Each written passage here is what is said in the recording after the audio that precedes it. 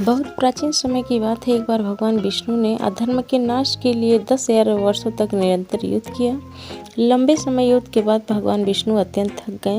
युद्ध समाप्त होने पर समुद्र तट के पास जगह का स्थान पर पहुंचे उसने धनुष की भूमि पर रखकर उस पर सर टिकाकर विश्राम करने लगे। धीरे धीरे वह गहरी निद्रा में चले गए। उधर देवताओं के एक महान यज्ञ करने का निर्णय लिया। यज्ञ के लिए सभी देवता वैकुंठ चले गए, परंतु वहां भगवान विष्णु जी उपस्थित नहीं थे। चिंतित होकर सभी देवताओं उन्हें खोजते खोजते उस स्थान पर पहुंचे जहां भगवान विष्णु धनुष के सिर रखकर सो रहे थे। देवताओं को चिंता हुई कि इतनी गहरी नींद में भगवान कैसे जगाएं। तभी ब्रह्मा जी ने एक उपाय बताया।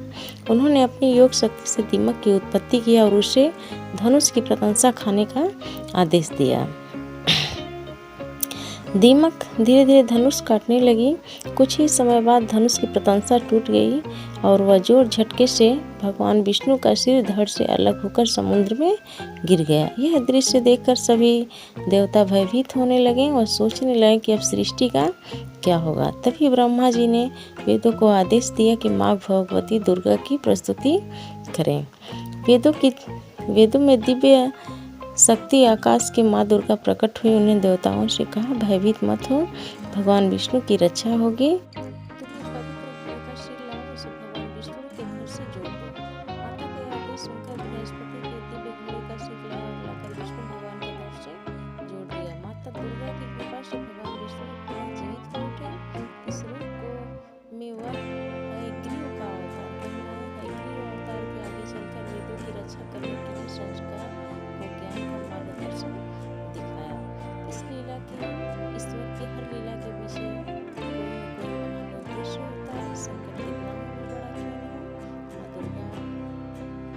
आशीर्वाद से हर समस्या